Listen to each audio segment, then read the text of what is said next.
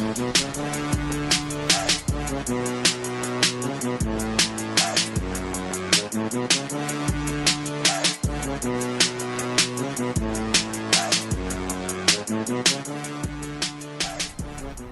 podcast, recording this Monday morning, the Monday morning after the Super Bowl.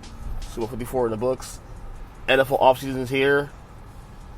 I'm your host, Earnest EJ Christian. I am just dropped my kid off from school.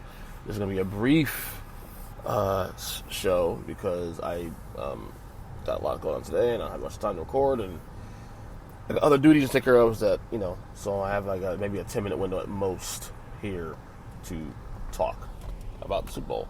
The Kansas City Chiefs win their first Super Bowl in 50 years, 31-20. What a game last night. The Chiefs do it again. Another performance with it behind double digits in the playoffs and come back and win it. This one's a lot more impressive because they were down 10 in the fourth quarter and facing 3rd and 15 with about 7.5 minutes to go in the game. And they converted big 3rd and 15 to Tyreek Hill. Pretty much blown coverage on that one, and then from there, rest is history.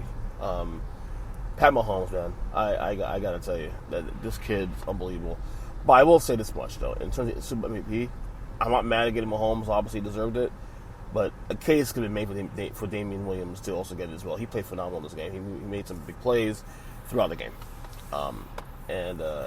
great game last night overall, and I'm really, really happy, especially with Andy Reid. I mean, the main reason I was rooting for the Chiefs anyway was Andy Reid. And I mean, Mahomes, obviously, because I'm a big fan of his, but mainly the main reason I rooted for the Chiefs was because of Andy Reid. Which is funny because he was a big rival for a long time. I'm a Giants fan, and he coached the Eagles for 14 years. But I've always respected Andy Reid. And whenever he was in this position, I want him to win a big one. Because, a lot of the times, when we have these debates about sports figures and coaches, we kind of, he's good, but he doesn't have a ring, and Andy Reid was in that category. Like, Andy Reid was a, great coach, but people weren't giving the credit deserved because he didn't have that one ring. When in fact, to be honest with you, he's a Hall of Famer regardless if he wins the title or not. This title solidifies this. And I could say arguably he's the first ballot Hall of Famer now. I'm so happy for him, especially because this guy, real nice guy. He's done a lot of tragedy in his life too, especially. This is the fact he got this done. I'm happy for him. The Eagles organization is very classy too. They put up a nice little tweet congratulating Andy Reid last night. Very classy organization. Even though for years I've shunned this organization, because I'm not a fan, but they do classy things, man. Can't help it. But, as I said, great performance by the Chiefs all around. I thought this game could have been over. I mean, obviously you can't count the Chiefs, but the Niners seem to have Mahomes and company under control most of the game. They did a good job. And for the record, I know people are going to blame Jimmy G. I thought Jimmy G played a really good game. I mean, obviously, fourth quarter, missed some plays here and there, but I thought Jimmy G played a really good game. He was very efficient throughout. I thought this loss really falls on Kyle Shanahan. I thought the play calling in this game was, especially the fourth quarter, was questionable. The running game was working for the most part. They should have kept the ball on the ground. They got kind of cute at the end, and I don't know. I know it's tough to say this stuff, but I had to put this blame on Kyle Shanahan for really shoddy play calling.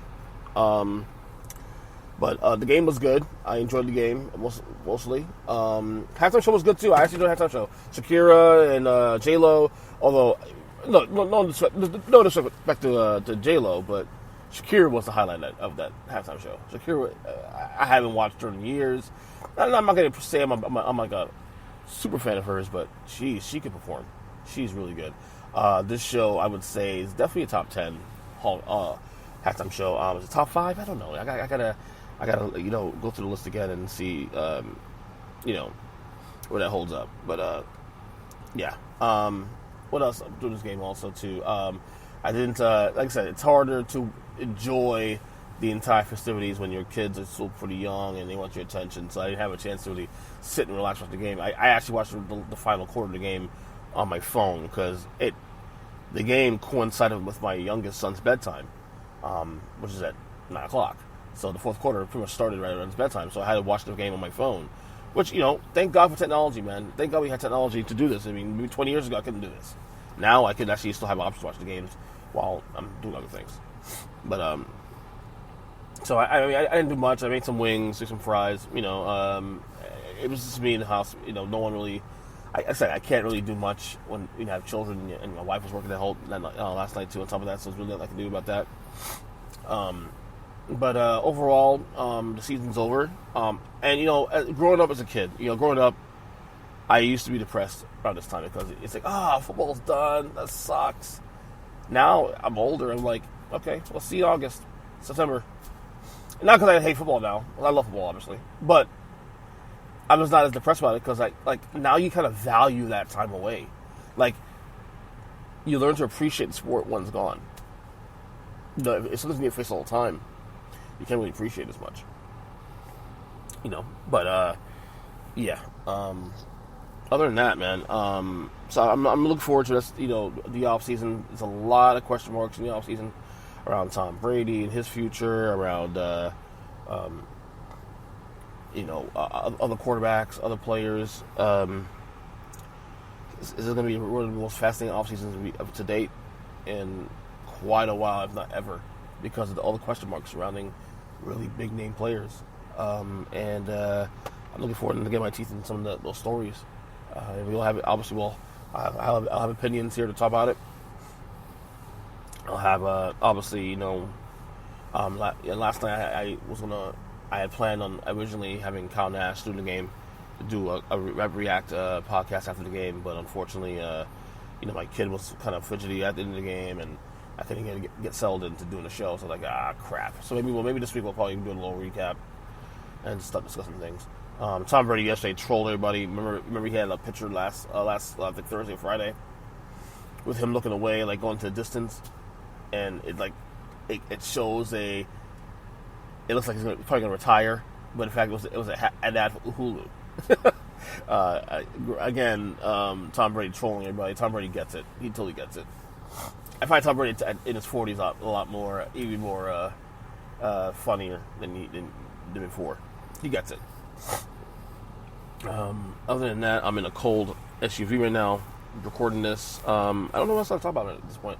This is a Rapid React pod, so I guess that's it for now. We'll have some shows this week, obviously. We'll have probably some more Kobe Bryant discussions. I think we're doing a shooting the shit with Rosalind and G this week on Thursday afternoon. So obviously Kobe Bryant will be a big discussion of the show. Other than that, I think that's it for now. You can follow me on Twitter at EJChristian7. Of course, the blog, I'll be writing up there all week long at earnestly.net. That's about it for now. Again, congrats to Kansas City Chiefs. And really congrats to the Niners as well, too, to commit to the game. So, see you guys later. God bless you guys. And we'll talk soon. Later.